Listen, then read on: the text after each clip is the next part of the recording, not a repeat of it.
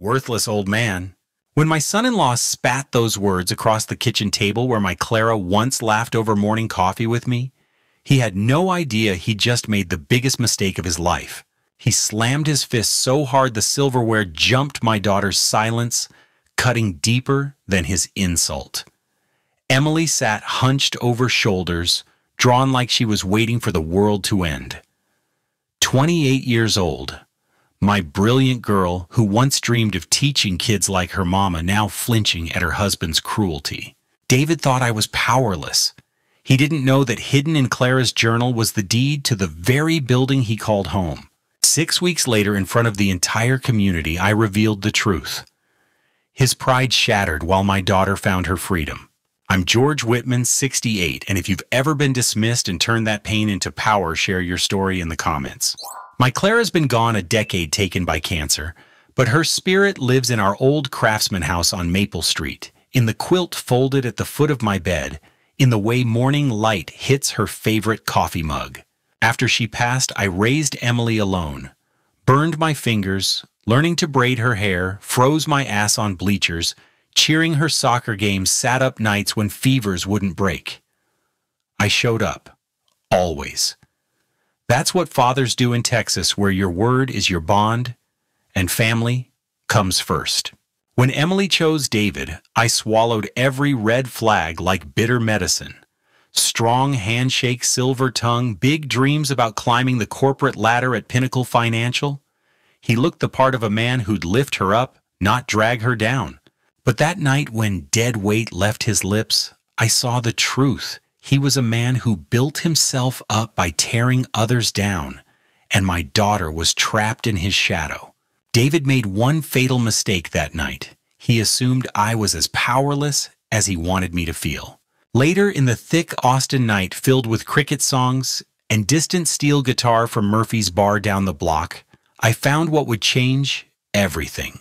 Clara's cedar trunk untouched for 3 years because opening it hurt too much. Tonight, something pulled me toward it. Maybe Clara herself. Inside, beneath her wedding dress and recipe cards, lay her leather journal. Pages filled with her neat teacher's script grocery lists, mixed with church notes and garden plans. I flipped through memories until a paperclip stopped me cold. There, in Clara's steady handwriting, was a secret she'd taken to her grave. Sunset Manor Apartments, 1247 Red River Street, purchased 1987 with Billy, $47,000.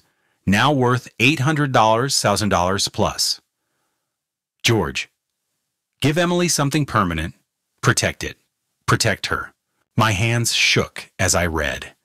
Clara and her brother Billy had bought a 12-unit brick building near downtown Austin, back when Red River was all dive bars and artist studios. When Billy died, his half came to Clara. When she died, it all came to me. David and Emily lived in Unit 3B. They were paying rent to a man they'd never met me. If you've ever discovered you had power you never knew existed right when you needed it most, tell me about it in the comments, because what I learned next would turn David's world upside down. The next morning, I drove downtown through Austin's awakening streets, food trucks setting up for breakfast, tacos cyclists pedaling toward high-rises, the Colorado River gleaming under October sun. I met my old friend Hank Morrison at his law office on Congress, surrounded by stacks of case files and a coffee maker that had seen better decades. Hank adjusted his reading glasses, studying Clara's journal entry. After 30 years practicing property law in Austin, nothing much surprised him, but he let out a low whistle. George, this LLC is airtight. Sunset Manor Properties. Clara set it up bulletproof. You own every brick, every lease, every parking space. He leaned back, fingers steepled. But this is a golden hammer, friend. Texas tenant law is strict. You want to make changes, you better do it by the book. I nodded. I won't swing wild Hank. Every move will be precise. He walked me through the rules, 30-day notices for rent increases, market rate justifications, equal treatment for all tenants. One wrong step and David's type would lawyer up faster than you could say lawsuit. I memorized every detail like I once memorized machine specifications. My daughter's freedom depended on getting this right. That afternoon, I drove to 1247 Red River Street for the first time as its owner. The three-story brick building stood solid in the Austin heat, weathered but proud, like an old cowboy who'd seen plenty of storms. Windows glowed with Life Kids bikes against the fence, a woman watering plants on her balcony, music drifting from an open door. Somewhere behind those walls, Emily was living under David's control, but not for much longer. I parked across the street, gripping the steering wheel with hands scarred from 3 decades of honest work. Clara's voice echoed in my memory. George, you're the strongest man I know because you love without breaking. I wasn't broken, and I wasn't backing down. If you've ever sat outside a place that held your future, gathering courage for what came next, share that moment in the comments. Because I was about to walk into a fight that would test everything I'd learned about being a man, a father, and a Texan who never leaves family behind. Rosa Martinez had managed Sunset Manor for 15 years, and it showed in every detail of her small office beneath the stairs. Clipboard in hand, pen behind her ear, she moved with the quiet confidence of someone who kept chaos at bay through pure determination. When I introduced myself as the new owner, her weathered face lit up. Mr. Whitman, thank God. This place has good bones, but needs someone who cares. She patted the wall like family. Most folks here are decent working people. But that David Thompson in 3B, her voice dropped, acts like he owns the place, snaps at neighbors, complains about everything, while never lifting a finger to help. My jaw tightened. That sounded like David, all entitlement, no responsibility. Rosa walked me through the building's needs, a shaky stairwell railing, broken mailbox locks, peeling paint in the hallways. I've got a list longer than my arm, but the previous management company only cared about collecting rent. That changes now, I said. Fix whatever needs fixing. I'll cover the costs. Her eyes widened. You serious? Dead serious? This isn't just a building, Rosa. It's people's homes. As we toured the property, I calculated what fair market rent should be. The current rates were hundreds below Austin's booming market, good for tenants, but suspicious for a building this well located. I'd raise them gradually, legally, equally for everyone. No special treatment, not even for Emily's unit. That evening, I spread the lease agreements across my kitchen table, the same scarred oak where Clara and I had shared countless meals. Each tenant profile told a story. Maria Santos, single mother, works double shifts at Dell. James Park, grad student at UT, dreams of being a professor. Elderly Mrs. Chen, fixed income, makes the best dumplings in Austin. And David Thompson, Unit 3B financial advisor at Pinnacle, drives a BMW but somehow 3 months behind on utilities. I drafted 30-day notices, my handwriting careful and clear. Legal, justified, equal. When I reached David and Emily's lease, I paused. My pen hovered over the paper as I pictured Emily's face at dinner, the shame in her eyes, when David called me Deadweight. Protector, Clara's voice whispered. I signed the notice and slid it into an envelope. The next morning, Rosa distributed the rent adjustment letters like a mailman delivering fate. I waited in my truck across the street, watching the building's windows for signs of reaction. It didn't take long. My phone buzzed 40 minutes later. Rosa's voice was steady but amused. Mr. Whitman, that David Thompson is having himself a proper meltdown, screaming about scams and lawyers demanding to speak to the real owner. Through my binoculars, I could see him pacing on his third-floor balcony, phone pressed to his ear, gesturing wildly. He looked like a man whose world was tilting and he couldn't figure out which way was up. What did you tell him? I asked. Told him his lease allows rent adjustments with proper notice. He hung up on me, but not before calling me some names his mama wouldn't appreciate. I smiled, settling back in my truck seat. David thought he could shout his way out of this thought. His rage would bend reality to his will.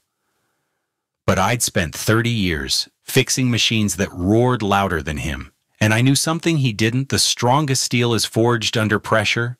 His tantrum was just getting started, and I was ready for whatever came next. If you've ever watched someone's arrogance crumble when they realized they weren't in control, tell me about it in the comments. Because David was about to learn that the ground he thought he owned was shifting beneath his feet. David's fury reached my ears before Rosa's call ended.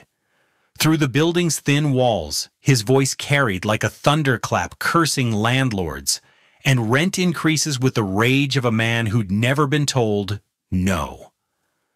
But there was something else in that anger, something desperate that made me think of cornered animals. I decided it was time to visit Emily. I found her unit that afternoon, my boots echoing in the hallway, as I climbed to the third floor.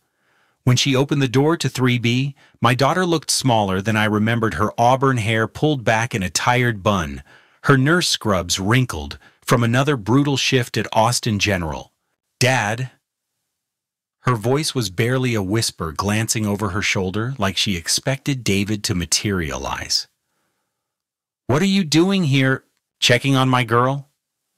I stepped inside, noting how she instinctively moved between me and the rest of the apartment. The place felt heavy with tension, like air before a storm. We sat at their kitchen table, the same one Clara and I had given them as a wedding gift 3 years ago, back when David still pretended to be the man Emily deserved. She twisted her wedding ring, avoiding my eyes. "Emily, tell me about him. What changed?" The words came slowly at first, then faster, like a dam finally breaking. "He wasn't always like this, Dad. When we met at that hospital fundraiser, he was charming, ambitious. Talked about buying us a house in Terrytown, maybe starting a family." Her voice cracked. "But last year he lost a huge client, blamed everyone but himself. Started gambling to make it back fast. Now we're drowning in debt, and it's like I'm the only thing left he can control." My heart broke watching my daughter shrink into herself, this brilliant woman who once wanted to teach children, now afraid to speak above a whisper in her own home. "Emily, did he hurt you?" She pulled her sleeve down quickly, but not before I caught a glimpse of purple fingerprints around her wrist. 30 years of fixing broken machines, but I couldn't fix my daughter's broken marriage until now. Every bolt I'd tightened, every engine I'd rebuilt. None of it prepared me for this moment, when the most important thing in my world was falling apart. "It was an accident, Dad. He gets frustrated sometimes. Frustrated men don't leave bruises on their wives, sweetheart." She started crying, then soft sobs that took me back to when she was 5 years old, scraped knee from falling off her bike. Back then, a Band-Aid and a hug could fix anything. This would take more. That evening, Emily quietly snapped a photo of the bruise on her arm and texted Rosa, "I might need help tonight." Across the hall, Sarah paused. Doubt flickered, but she pushed it aside for now. "I don't want to be another divorce statistic," she whispered. "Mom always said marriage was work, that you don't give up when things get hard. Your mama also said you never let anyone make you feel small. She'd be heartbroken seeing you like this." I stayed another hour fixing a leaky faucet and listening to Emily talk about her job, her dreams of maybe going back to school someday. By the time I left, some color had returned to her cheeks. She even smiled when I reminded her about Clara's recipe for chicken and dumplings. But as I walked down the stairs, I heard David's key in the lock above, followed by his sharp voice. "Who was that truck in the parking lot? You having visitors now?" The walls couldn't muffle Emily's hurried, apologetic explanation, or David's growing anger. My hands clenched into fists, 30 years of construction work, having built them into tools that could reshape more than just metal. But this required precision, not strength.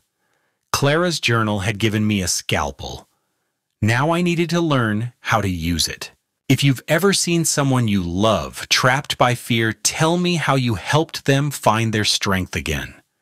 Because Emily needed more than rescue, she needed to remember who she was before David tried to break her down. My friend John Castillo had worked construction in Austin for 40 years, long enough to see the city transform from sleepy college town to tech boom metropolis. More importantly, he'd raised 3 kids as a single father after his wife left and knew something about fighting for family when the stakes were high. We met at Schultz Garten, Austin's oldest beer hall, where the afternoon crowd mixed tech workers with cowboys, and the air smelled of bratwurst and honest sweat. John listened while I explained about David the building, and Emily's bruises, his weathered face growing harder with each detail. Sounds like the punk who tried to recruit my boy Tommy into some pyramid scheme a few years back, John said, taking a long pull from his Shiner Bock. Some men think charm and pressure can substitute for character. They're usually wrong. I need to know more about him, John. His background, his debts, anything that might help Emily see who she really married? John's eyes glinted. Give me 3 days. I know people who know people. Your son-in-law's in deeper than you thought, George. John handed me a manila folder thick with photographs and documents. Owes 23 grand to Mickey Torres, that bookie who runs poker games out of Don's Depot. Grew up under his dad's shadow, a Dallas bank CEO who called him a failure for every lost game in high school. Lost $1 million deal at Pinnacle last year, turned to gambling to prove himself, but only sank deeper into debt and control. Mickey's not known for patience. There's more, John continued. Talked to a nurse at Austin General who knows Emily. Said she's been showing up to work with bruises for months, always has an excuse. Falls downstairs, walks into doors. You know the routine. While John worked his network, I focused on building something David couldn't tear down: trust with the other tenants. I hired contractors to fix the stairwell railing, updated the hallway lighting, and personally repaired Mrs. Chen's garbage disposal that hadn't worked in 6 months. Each improvement sent a message I was an owner who invested in his property, not an absentee landlord bleeding it dry. The turnaround started with Mr. Patel in 2A, a retired engineering professor, who'd initially been suspicious of the rent increases. After I reinforced his shaky balcony railing without charging him a dime, he shook my hand with genuine respect. You are not what I expected, Mr. Whitman. You work with your hands like a man who understands value. Word spread through the building like wildfire. Rosa organized a small gathering in the courtyard that Friday evening, nothing fancy, just folding chairs and cold beer while someone's acoustic guitar provided background music. Tenants shared stories, kids chased fireflies, and the building felt like a community for the first time in years. Emily showed up halfway through, hesitant but curious. I watched her plant marigolds by the entrance with some of the other women, her laugh genuine for the first time in months. For a brief moment, she looked like the daughter I'd raised, confident, caring, alive. Then David arrived. He stormed into the courtyard like a thundercloud, his tie loosened, and his face flushed with alcohol and anger.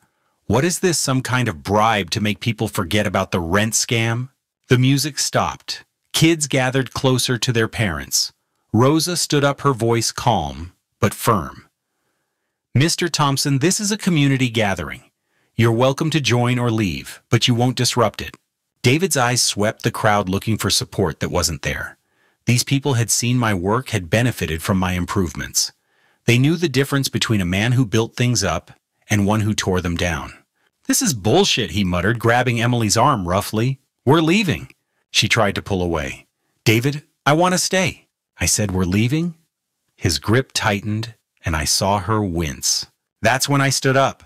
I didn't say a word, just walked over and placed myself between David and the exit. 6'2", 200 pounds, with hands that had shaped steel for 3 decades. David was younger, but he'd built his strength in a gym, not on job sites. There's a difference. Let go of my daughter's arm, I said quietly.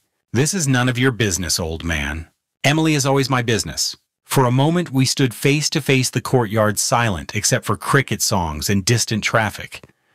David's grip loosened, but his eyes burned with humiliation and rage. This isn't over, he hissed, stalking toward the building with Emily trailing behind her shoulders, slumped in defeat. Rosa touched my arm as the crowd dispersed. He's dangerous, George. Men like that don't forgive being shown up in public. I nodded, watching their apartment window flicker to life 3 floors up. She was right. David's pride was wounded now, and wounded pride in a weak man was like gasoline near a flame. But I'd lit that flame on purpose. Sometimes you have to force a snake into the open before you can deal with it. If you've ever stood up to a bully who thought they could intimidate you, share your story in the comments. because David was about to learn that some men don't back down, and what happened next would show him just how far I was willing to go. John called me the next Tuesday with information that made my blood run cold. We met at his auto shop on East Cesar Chavez, surrounded by the comfortable chaos of lifted trucks and the smell of motor oil. "Your son-in-law's in deeper than you thought, George." He handed me a manila folder thick with photographs and documents. "Owes 23 grand to Mickey Torres, that bookie, who runs poker games out of the back room at Don's Depot. Mickey's not known for his patience." I flipped through photos of David at underground card tables, his face desperate and sweating under dim lights. Text messages from co-workers describing his violent outbursts when deals fell through. A complaint filed with HR about him threatening a younger advisor who'd questioned his methods. "There's more," John continued. "Talked to a nurse at Austin General who knows Emily. Said she's been showing up to work with bruises for months, always has an excuse. Falls downstairs, walks into doors. You know the routine." My hands tightened on the folder. "Anyone else know about this? Hospital admin's been keeping an eye on it, but Emily covers for him every time. Classic abuse victim stuff, protecting the abuser even when it's destroying her." That evening I drove to Sunset Manor and parked across from the building, my new security cameras feeding to a tablet on my passenger seat. I'd installed them the week before ostensibly for building security, but really to document David's behavior. Texas courts needed evidence, and I intended to provide it. The cameras picked up audio from the hallway outside 3B. What I heard made my stomach turn. David's voice slurred with alcohol. "Your father's trying to ruin us, Em. Raising the rent, playing big shot, landlord. You need to talk to him. David, please, he's just trying to help by bleeding us dry, by humiliating me in front of the neighbors." A crash, like a chair hitting the wall. Emily's sharp intake of breath. "I'm sorry," she whispered. "I'll talk to him." "You better. Because if this keeps up, we're going to lose everything. And then what happens to your precious nursing career? You think anyone's going to hire damaged goods?" I sat in that truck, hands shaking with rage, forcing myself to stay put. Rushing in would only make things worse for Emily, but every fiber of my being wanted to kick down that door and show David what real strength looked like. Instead, I called Emily's cell phone. "Dad," her voice was small, careful. "Sweetheart, I was thinking about coming by this weekend. Maybe we could cook dinner together, like when you were little." A pause. Then so quietly I almost missed it. "I'd like that." "Good. And Emily, you know you can talk to me about anything, right? Anything at all." Another pause. "I know, Dad. I love you." "I love you too, baby girl."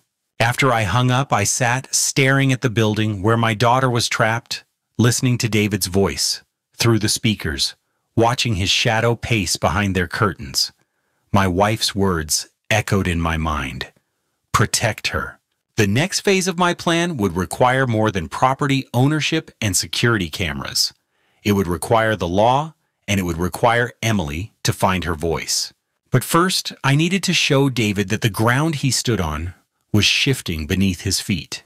If you've ever had to build a case against someone who hurt your family, tell me how you found the strength to stay patient when every instinct screamed for immediate action. Because what came next would test everything I'd learned about justice, mercy, and what it really means to protect the people you love. The community meeting was my idea, but Rosa made it happen. She posted notices throughout the building, mandatory building updates. All tenants required to attend. Thursday, 7 p.m. community room. I arrived early carrying a leather folder that contained the future of everyone in that building.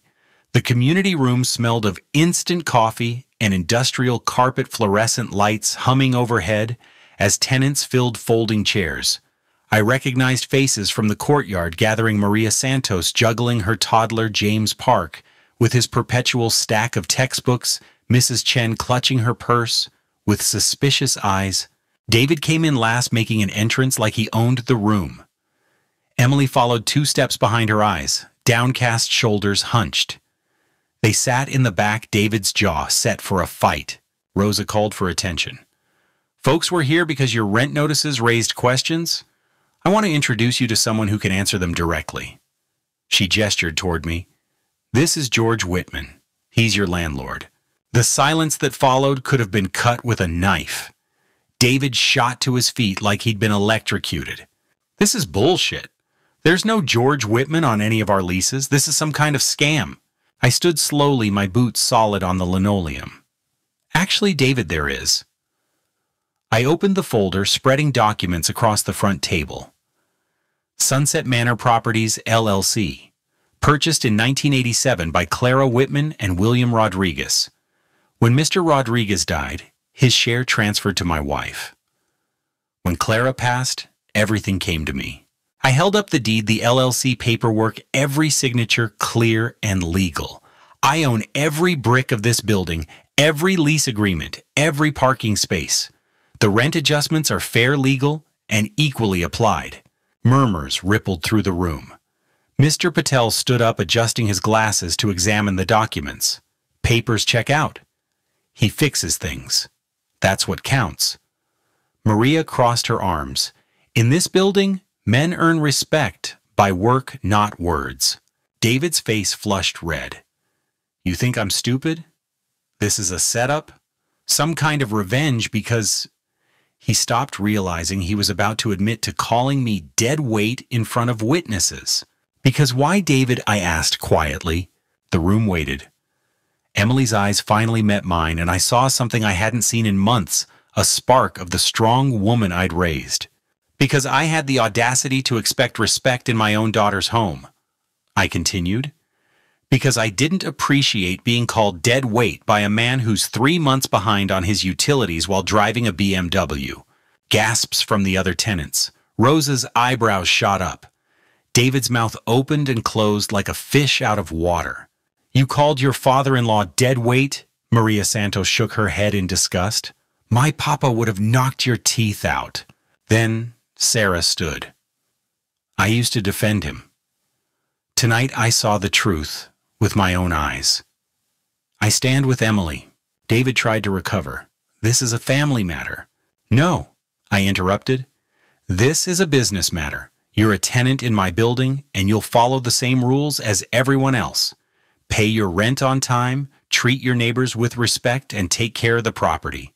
Mrs. Chen, who'd been silent until now, stood up with surprising dignity. "Mr. Whitman fixed my garbage disposal for free. What have you done for this community, Mr. Thompson?" The room turned to look at David, waiting for an answer that never came.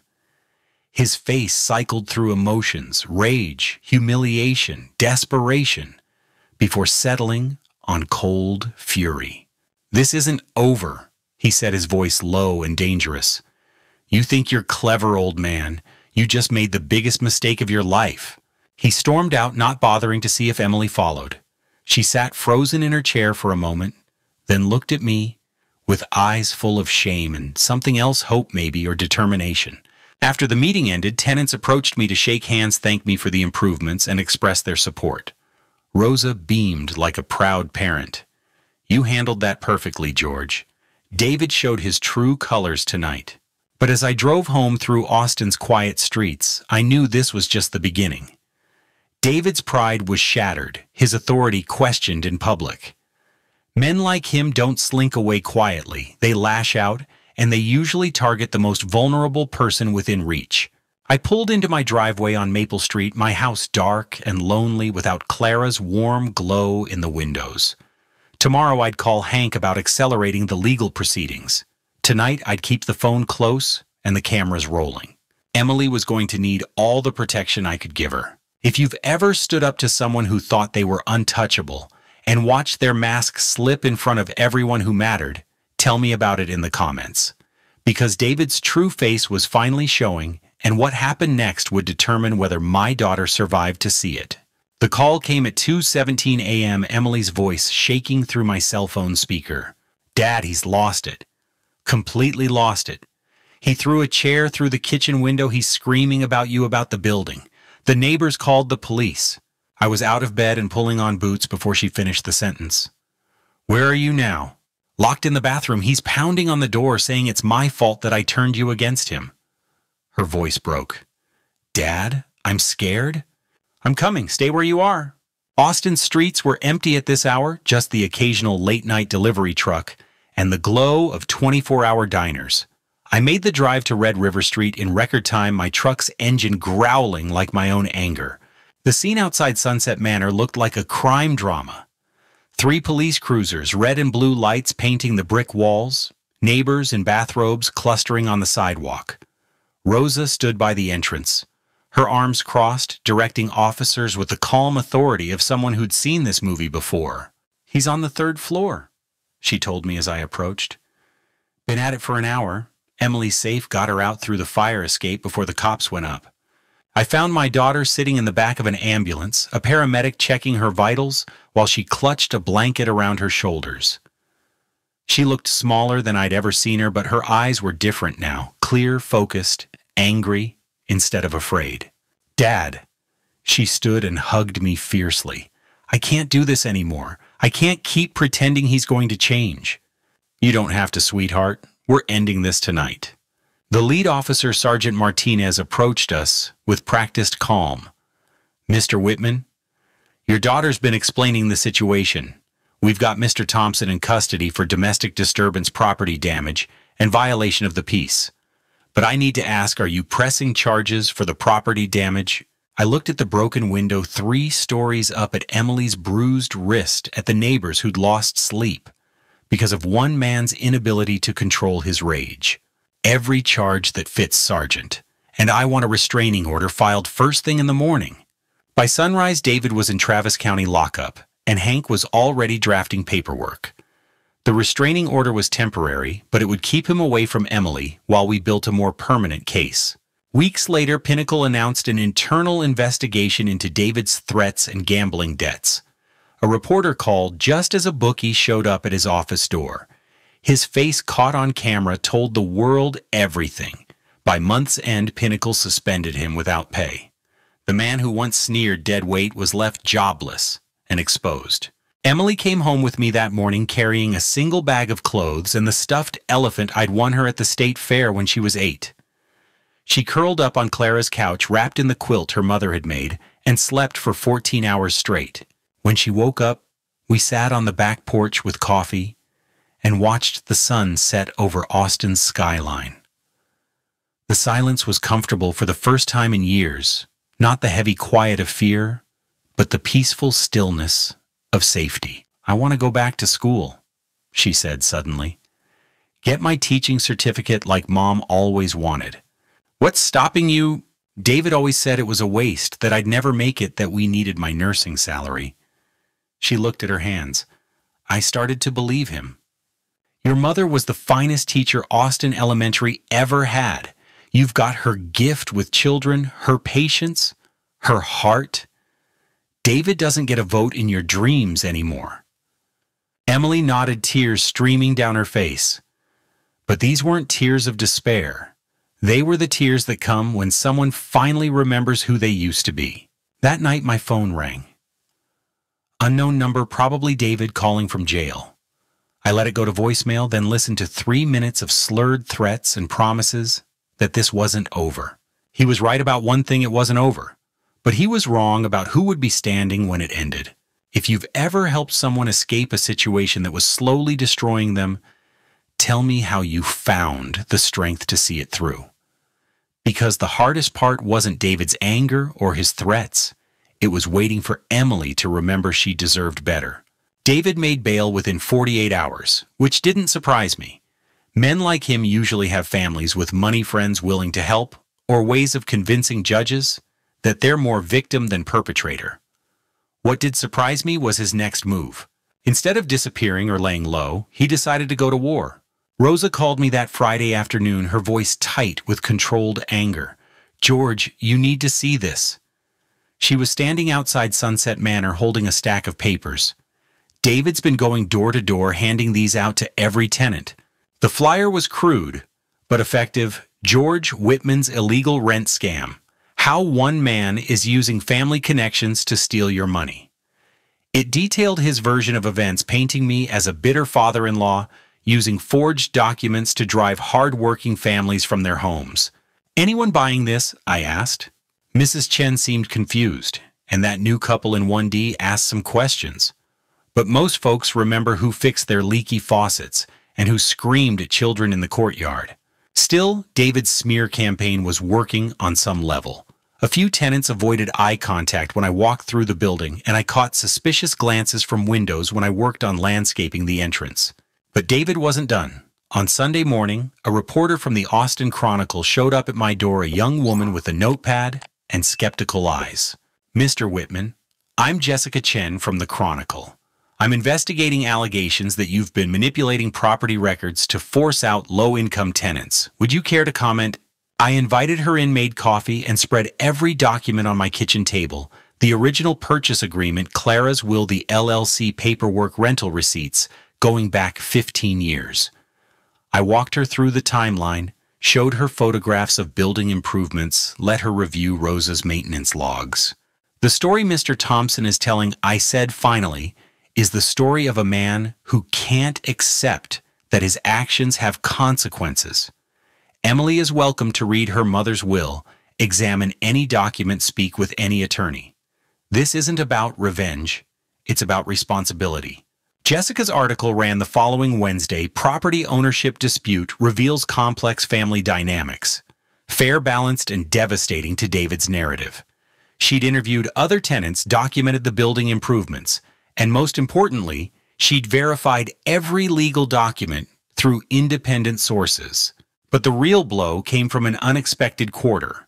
I was replacing a broken porch light at Sunset Manor when Emily appeared, carrying her own toolbox and wearing work clothes I hadn't seen in years. "Thought you might need help?" she said. We worked in comfortable silence for an hour, her hands sure and steady as she helped me rewire the fixture. Emily had always been good with tools. Clara and I had taught her that competence was more valuable than convention. "I filed the divorce papers yesterday," she said as we cleaned up. I nodded. "How are you feeling about it?" "Scared, relieved, angry that it took me so long." She wiped her hands on a rag. "But mostly determined. I met with the Dean of Education at UT yesterday. I can start classes in January if I want." "Do you want to more than anything?" She smiled, and for the first time in years, it reached her eyes. "I also want to help with this place. Maybe we could fix it up together, make it something special." As if summoned by our conversation, David appeared across the street, watching us from his rental car. He'd been doing this for weeks, parking just outside the restraining order boundary, making his presence known without technically violating the court order. Today felt different, though, more desperate. "I should call the police," Emily said, noticing him. "Not yet. Let's see what he does." David sat there for another 10 minutes, engine running, staring at us with what looked like hatred mixed with bewilderment. Finally, he drove away, tires squealing on the asphalt. "He can't accept that it's over," Emily said. "Men like David don't know how to lose gracefully." "But he will lose, sweetheart, because we're not backing down and we're not going away." While packing to leave 3B, Emily found her mother's silver bracelet in an old jewelry box engraved with "Teach with Love." Tears fell as she remembered Clara's words, "You'll be a great teacher, Emily." In that moment, she knew David would no longer control her future. She called a lawyer that night, filing for divorce. She clutched the bracelet, vowing to make Clara proud. "I filed the divorce papers yesterday," she said as we cleaned up, wiping her hands on a rag. Scared, relieved, angry it took so long. That evening, as Emily and I shared dinner at the old kitchen table, I felt something I hadn't experienced since Clara's death: hope. Not just for my daughter's future, but for my own. We were building something together, creating something beautiful from the wreckage David had left behind. But I knew this peace was temporary. David's pride wouldn't let him walk away quietly, and his desperation was making him unpredictable. The final confrontation was coming, and when it arrived, I needed to be ready. But I knew this peace was temporary. David's pride wouldn't let him walk away quietly, and his desperation was making him unpredictable. The final confrontation was coming, and when it arrived, I needed to be ready. A week after the restraining order, Emily called me, her voice shaky. Dad, someone slid a letter under our door. It says, "Tell your father to stop or you'll both regret it." The handwriting's messy, but it feels like David's anger. Rosa checked the security cameras and found him, David, loitering near UT's campus the night before, just outside the restraining order's boundary, staring at the school gates.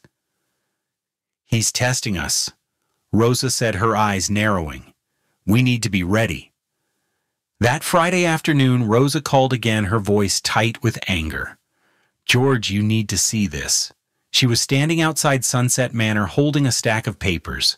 The end came on a Tuesday night in November, when Austin's first cold snap had people pulling jackets from closets and coffee shops, switching to their winter blends. I was at home reviewing teaching program applications with Emily when my phone rang. Rosa's voice was calm but urgent.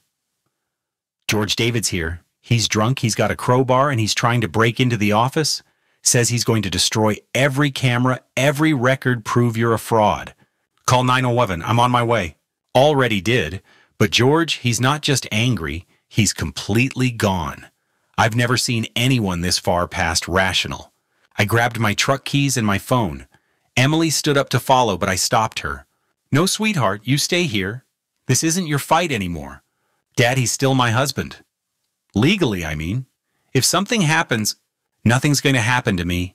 But if it does, you know every document is in that safe deposit box at Capital City Bank. Promise me you'll finish school, fix up that building, make it something your mother would be proud of." She hugged me fiercely. "Come home safe." The scene at Sunset Manor was controlled chaos. Police cars, ambulances, neighbors gathered on the sidewalk despite the cold. David had barricaded himself in the building's office, and I could hear him through the windows ranting about betrayal and lies while systematically destroying everything within reach. Sergeant Martinez briefed me quickly. "He's been at it for 20 minutes. Broke the lock with a crowbar, smashed the computer, scattered files everywhere. We're trying to talk him down, but he's not responding to reason." "Let me try." I approached the office door, speaking loudly enough for David to hear through his rage. "David, it's George. Come out and let's talk about this." The destruction stopped. After a long moment, his voice came through the door, slurred but coherent. "Nothing to talk about, old man. You destroyed my life, so I'm destroying yours." "I didn't destroy anything, son. You did that yourself when you put hands on my daughter." "Your daughter?" He laughed bitterly. "She's my wife, mine. You turned her against me, poisoned her mind with your lies." Emily made her own choices. She chose freedom over fear, dignity over control. That's not poison, that's strength. The door opened suddenly, and David stumbled out, crowbar still in his hand, his face twisted with alcohol and desperation. He looked smaller than I remembered, diminished by his own choices. "Strength," he spat. She was nothing before I found her. A small-town nurse with small-town dreams. I made her into something better. You made her into a victim. There's a difference. He raised the crowbar, and I heard the sharp intake of breath from the officers behind me. But I didn't move, didn't flinch. I'd faced down angry men before, and I knew something, David. Real strength comes from knowing when not to use it. "Go ahead," I said quietly. "Show everyone who you really are." For a moment, we stood frozen in the Austin night, two men from different generations facing off over the future of a woman we both claimed to love. The difference was, I wanted Emily to be free, and he wanted to own her. David's arm trembled with the weight of the crowbar and his own rage. Then slowly, his shoulders sagged, and the weapon clattered to the ground. "She was supposed to love me," he whispered. And for just a second I saw not a monster, but a broken man who'd never learned the difference between love and possession. "She did love you," I said. "But love doesn't survive fear, David. You killed what you were trying to keep." The officers moved in, then cuffing him gently while he sobbed about losing everything. As they led him to the patrol car, he looked back at me one last time. "This isn't over, George." "Yes," I said, "it is." I spent the next 2 hours giving statements and surveying the damage to the office. David had been thorough in his destruction, but the important documents were in a fireproof safe, and Rosa had backed up most records electronically. It would take time to rebuild, but we'd survived worse. When I finally got home, Emily was waiting on the porch wrapped in Clara's quilt. "Is he gone?" "He's gone, sweetheart, for good this time." She nodded, tears streaming down her face. "I keep waiting to feel sorry for him, but all I feel is empty, like I wasted 3 years of my life." "You didn't waste anything. You survived, and now you get to build something better." We sat together in the cold Austin night, watching the stars appear between the city's glow. Tomorrow there would be paperwork, lawyers' decisions about David's final charges, and the building's repairs. Tonight, there was just peace. If you've ever had to stand firm when someone tried to drag you down to their level, tell me about it in the comments. Because the hardest part of protecting the people you love isn't facing their enemies. It's knowing when the battle is truly won. David took a plea deal 3 weeks later, 18 months in Huntsville State Prison, 5 years probation, and a permanent restraining order. His lawyer tried to argue diminished capacity due to gambling addiction, but the surveillance footage of him threatening Emily, combined with the property damage and violation of previous court orders, made any defense hopeless. Emily was in the courtroom when he was sentenced, not out of lingering attachment, but because she needed to see justice served. She sat straight-backed in her best dress, holding my hand, while the judge outlined the terms that would keep David away from us permanently. Afterward, in the courthouse parking lot, she said something I'll never forget. "I feel like I can breathe again." The building repairs took most of December, but by New Year's Eve, Sunset Manor was transformed. New security system, updated office equipment, fresh paint in the hallways, and a community garden where the old broken fence used to be. Emily designed the garden herself, choosing flowers that would bloom year-round in Austin's climate. She'd enrolled in UT's education program for the spring semester, and on quiet evenings, I'd find her at the kitchen table surrounded by textbooks, planning lessons with the same intensity Clara had brought to her teaching. Watching Emily rediscover her dreams was like watching spring arrive after a hard winter. Rosa threw a New Year's party in the building's courtyard, stringing lights between the oak trees and setting up tables for a potluck that brought the whole community together. Mr. Patel contributed homemade samosas, Maria Santos brought enough tamales to feed an army, and Mrs. Chen's dumplings disappeared before I could try one. As midnight approached, I stood watching Emily laughing with the other tenants, her face glowing in the string lights, and felt Clara's presence, like a warm hand on my shoulder. "You did it?" I whispered to my wife's memory. "She's free." But the real victory came 2 months later when Emily brought home her first teaching evaluation from her student placement at Austin Elementary. Perfect scores in every category with a note from the supervising teacher. Emily has a natural gift for connecting with children. She reminds me of the teachers who change lives. "Just like your mother," I told her that evening. "Just like both my parents," she replied, and I had to turn away to hide the tears. The building became something special over the following year. Word spread about the community Rosa and I were building, and soon we had a waiting list of potential tenants. Not because the apartments were luxurious, they weren't, but because people wanted to live somewhere they felt valued and safe. Emily graduated with her teaching certificate that December, and Austin ISD offered her a position at the same elementary school where Clara had taught 30 years earlier. The principal, who remembered Clara, fondly said, "Hiring Emily felt like keeping a family tradition alive." On the anniversary of David's arrest, Emily and I stood in the community garden she'd designed, watching children from the building play among the flowers, while their parents shared coffee and conversation. The bruises had long since faded, but the strength that replaced them seemed to grow brighter each day. "Do you ever think about what would have happened if you hadn't found Mom's journal?" she asked. "I think you would have found your way out eventually. You're stronger than you knew, sweetheart. You just needed someone to remind you.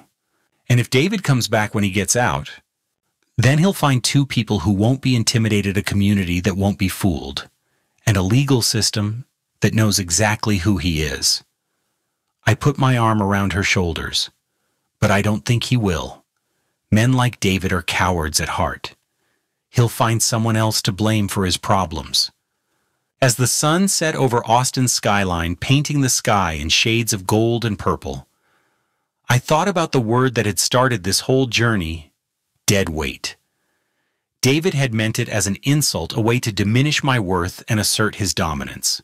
Instead, it became the foundation of everything I built afterward, the ground beneath Emily's feet when she needed stability, the bedrock of a community that supported each other through hard times, the solid earth where new dreams could take root and grow.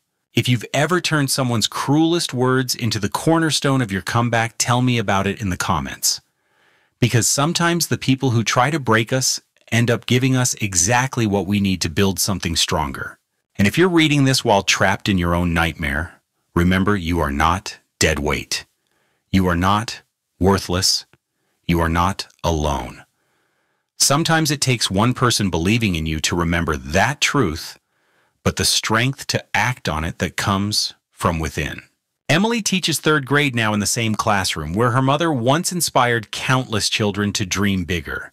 I still own Sunset Manor, but Emily manages the day-to-day operations with a skill that would make Clara proud. We've expanded to 2 more buildings, always with the same philosophy. Treat people with dignity, invest in community, and remember that a home is more than just a roof and 4 walls. David served his full sentence and moved to Dallas upon release. I heard through mutual acquaintances that he's working in a call center, living in a studio apartment, and attending court-mandated therapy sessions. I hope he finds peace, but more importantly, I hope he never finds another woman to hurt. Sometimes late at night, I sit on my back porch with a cup of coffee and think about that dinner table where this story began. Clara's chair still sits across from mine, and I can almost hear her voice on the wind. You did good, George. You protected her. But the truth is, Emily protected herself. I just provided the ground for her to stand on while she remembered how to fight. He closed Clara's journal and set it gently in the cedar chest. On the back porch, the sun touched his face, steady and calm.